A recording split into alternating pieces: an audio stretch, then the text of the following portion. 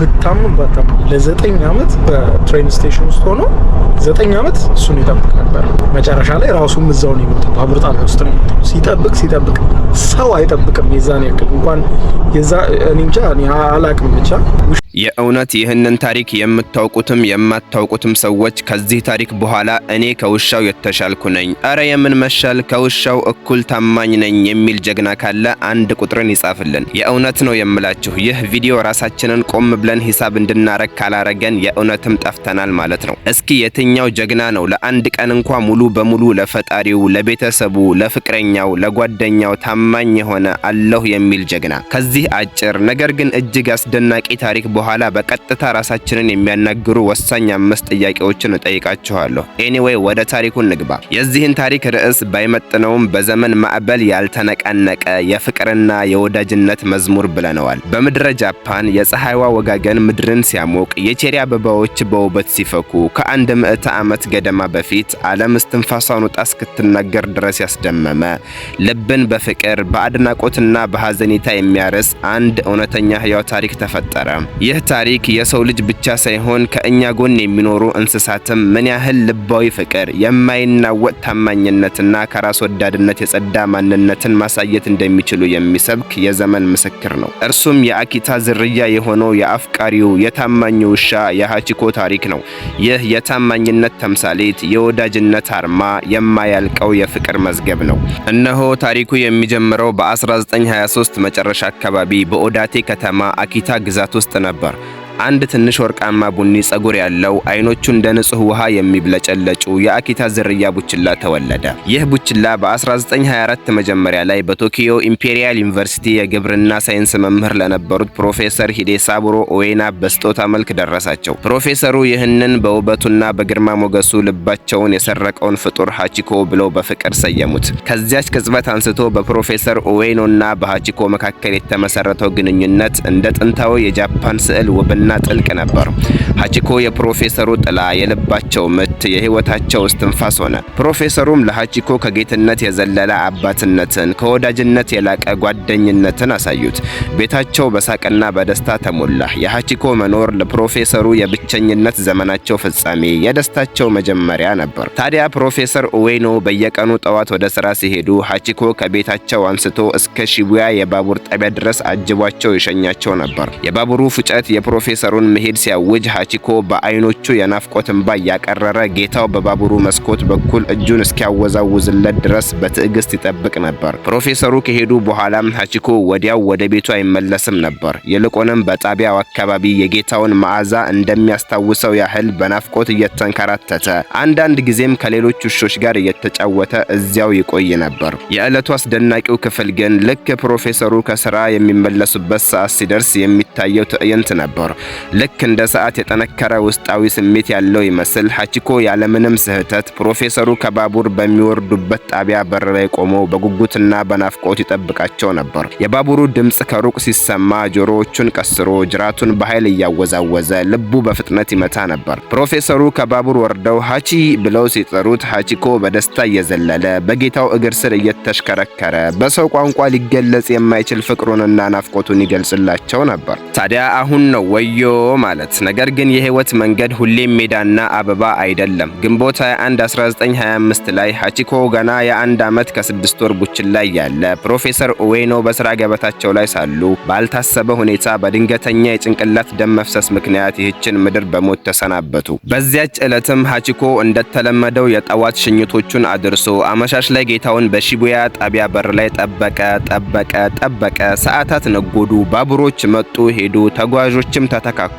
ነገር ግን ፕሮፌሰር ኡዌኖ አልተመለሱም ነበር። ታዲያ የሃቺኮ ንጹህ ልብ የጌታውን አለመምጣት ሊረዳ አልቻለም። የለመደው የጌታው መዓዛ፣ የለመደው የፍቅር ጥሪ፣ የለመደው የደስታ ሳቅ በዚያች ምሽት አልነበረም። ታዲያ ለሃቺኮ ዓለም በድንገት ባዶ ሆነችበት። የፀሐይ ብርሃን የጠፋበት፣ የህይወት ትርጉም ባዶ የሆነበት መሰለው። ሆኖም ግን የሃቺኮ የማይናወጥ ታማኝነትና ፍቅር ተስፋ እንዲቆርጥ አልፈቀደለትም ነበር። በማግስቱም ልክ በተለመደው ሰዓት የጌታውን መመለስ በጉጉት እየጠበቀ ወደ ሺቡያ ሺቡያ ጣቢያ ሄደ። ሀቺኮ በዚያው ቦታ፣ በዚያው ጥበቃ፣ በዚያው ናፍቆት ቆመ። ቀናት ሳምንታትን ወለዱ፣ ሳምንታት ወራትን፣ ወራትም ዓመታትን ተኩ። ሀቺኮ ግን ለ9 ዓመት 9 ወር ከ15 ቀናት እስከ ዕለተ ሞቱ ድረስ በየቀኑ በዝናብም በፀሐይም በብርድም በሙቀትም ልክ ፕሮፌሰር ኡዌኖ ከስራ ይመለሱበት በነበረው ሰዓት በሺቡያ ጣቢያ በር ላይ ቆሞ የጌታውን መምጣት በሐዘን በተሰበረ ልብ ነገር ግን በማይነጥፍ ተስፋ ይጠባበቅ ነበር። መጀመሪያ ላይ የጣቢያው ሰራተኞችና አንዳንድ ተጓዦች እንደ ተራ የጎዳና ውሻ በመቁጠር ሊያባረሩት ሞክረው ነበር። ነገር ግን የሀቺኮን የማይናወጥ ጽናት፣ በአይኖቹ ውስጥ የሚነበበውን ጥልቅ ሐዘንና የማይታጠፍ ታማኝነት ሲመለከቱ ልባቸው በአዘኔታ ተተካ።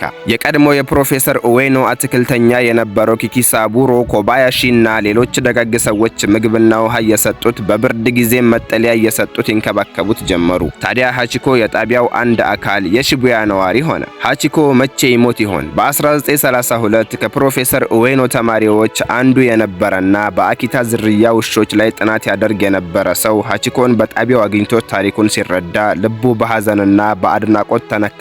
ስለ ሀቺኮ አንድ ጽሑፍ አዘጋጅቶ በቶኪዮ ጋዜጣ ላይ አሳተመ። የሀቺኮ ልብ የሚሰብር ታሪክ በመላው ጃፓን እንደ ሰደድ እሳት ተሰራጨ። ሰዎች ከየአቅጣጫው ይህንን የታማኝነት ተአምር ለማየት የፍቅርን ጥልቀት ለመገንዘብ ወደ ሺቡያ ጣቢያ ይመጡ ጀመር። ሀቺኮ ቹኬን ሀቺኮ፣ ታማኙ ውሻ ሀቺኮ የሚል የክብር ስም ተሰጠው። እርሱ ለጃፓናውያን ብቻ ሳይሆን ለመላው ዓለም የታማኝነት፣ የፍቅር፣ የጽናትና የመስዋዕትነት ተምሳሌት ሆነ። ልጆች በትምህርት ቤቶች ስለ ሀቺኮ ታማኝነት እየተማሩ እንዲያድጉ ታሪኩ በትምህርት ስርዓት ውስጥ ሳይቀር መነገር ጀመረ። ሀቺኮ በህይወት እያለ እንኳን በ1934 በሺቡያ ጣቢያ በር ላይ ጌታውን ይጠብቅበት በነበረበት ስፍራ የነሐስ ሐውልት ቆሞለት ነበር። በሐውልቱ ምርቃት ስነ ስርዓት ላይ ሀቺኮ ራሱ በክብር እንግድነት ተገኝቶ ነበር። እስኪያስቡት ታዲያ ይህ ምንኛ ልብ የሚነካ ትዕይንት ነው። አሁን የሀቺኮ ሞት እየተቃረበ ነው። በመጋቢት 8 1935 ሀቺኮ በአርትራይተስና በልብ ህመም እየተሰቃየ 11 ዓመት ከምናምን ከኖረ በኋላ ጌታውን ይጠብቅበት ከነበረው የሺቡያ ጣቢያ ብዙም ሳይርቅ በአንድ ጸጥተኛ የጎዳና ዳርቻ በሞት አንቀላፋ። ሞቱ በመላው ጃፓን እንደ ሀገር በቀል ጀግና ሐዘንን አስከተለ። አስክሬኑ ታሽጎ በብሔራዊ የሳይንስ ሙዚየም ኡዌኖ ቶኪዮ እንዲቀመጥ ተደረገ። ታዲያ ሀቺኮ የመጀመሪያው የነሐስ ሐውልቱ በሁለተኛው የዓለም ጦርነት ወቅት ለጦር መሳሪያ መስሪያ ቀልጦ የነበረ ቢሆንም በ1948 እንደገና ተሰርቶ በቦታው መቆም ችሏል። ይህ ሐውልት ዛሬ በቶኪዮ ከሚገኙ ታዋቂ የመገናኛ ቦታዎች አንዱ ሲሆን የሀቺኮ መውጫ ወይም ሀቺኮ ኤግዚት በመባል ይታወቃል። ይህ ስፍራ የሀቺኮን ታሪክና የታማኝነትን ዋጋ ለትውልድ የሚያስታውስ ዘለዓለማዊ ምልክት ነው። ታዲያ ይህ የሀቺኮ ልብ አንጠልጣይ ታሪክ በተለይ በእኛ ዘመን በቴክኖሎጂ በበለጸገው መረጃ እንደ ጉድ በሚፈስበት ነገር ግን የሰው ልጅ ከራሱና ከሌሎች ጋር ያለው ግንኙነት እጅግ በተሸረሸረበት በዚህ ወቅት ትልቅ የህሊና ጥያቄን ይዞብን ይቀርባል። በሰዎች መካከል መተማመን እንደ ጠዋት ጤዛ በኖ በሚጠፋበት፣ ጥርጣሬና የግል ጥቅም የማሳደድ ዝንባሌ እንደ ካንሰር በሚሰራጭበት በዚህ ዘመን የሀቺኮ አይነት ንጹህ ከራስ ወዳድነት የጸዳ ቅድመ ሁኔታ የሌለው ፍቅርና ታማኝነት ከየት ይገኛል? የእርሱ ታሪክ ለዘመናችን የተከፈለ መስዋዕትነት ሆኖ የራሳችንን ገጽታ እንድናይ ያስገድደናል። በዘመንህ፣ በዘመንሽ፣ በዘመኔ ቃላቶች ክብደታቸውን አጥተዋል። እንደ አየር በራሪ፣ እንደ ውሃ ፈሳሽ ሆነዋል። እወድሃለሁ፣ እወድሻለሁ፣ አምነሃለሁ፣ አምንሻለሁ፣ ቃል እገባለሁ፣ እጠብቅሃለሁ፣ እጠብቅሻለሁ የሚሉ ሐረጎች በቀላሉ ከአፍ ይወጣሉ። ነገር ግን ከልብ የመነጩ መሆናቸው በተግባር የመገለጣቸው ነገር እንደ ሩቅ ኮከብ የራቀ ይመስላል። ሰዎች በቀላሉ ቃል ይገባሉ፣ ከዚያም እንደ ሕፃን ልጅ አሻንጉሊት በቀላሉ ይሰብሩታል። ይህ ደግሞ በግለሰቦች፣ በቤተሰብ፣ በማህበረሰብና በአገር ደረጃ ጥልቅ የሆነ የመተማመን ቀውስ ይፈጥራል። የሀቺኮ ታማኝነት ግን የቃል አልነበረም፣ በተግባር የተገለጠ፣ በልብ የታተመ፣ በጊዜ ማዕበል ያልተናወጠ፣ ሞትን እንኳን የተሻገረ ጽኑ ቃል ኪዳን ነበር። እኛስ ቃላችን ምን ያህል ይመዝናል? የገባነውን ቃልስ ምን ያህል እናከብራለን? መቼም አብዛኞቹ የዘመናችን ግንኙነቶች እኔ ምን አገኛለሁ በሚል ስውር ወይም ግልጽ መርህ ላይ የተገነቡ ይመስላሉ። ሰዎች የሚቀርቡን ለገንዘባችን፣ ለግንኙነታችን ወይስ ከልባቸው ወደውን የሚለው ጥያቄ አእምሯችንን እንደ ሾህ ይወጋዋል። ፍቅርና ወዳጅነት እንኳን ሳይቀር በሂሳብ ቀመር፣ በጥቅምና በኪሳራ ሚዛን የሚለኩበት ዘመን ላይ ደርሰናል። እስከ ጠቀመኝ እቀርበዋለሁ፣ ጥቅሙ ሲያልቅ እተወዋለሁ የሚለው አስተሳሰብ የብዙዎች መመሪያ ሆኗል።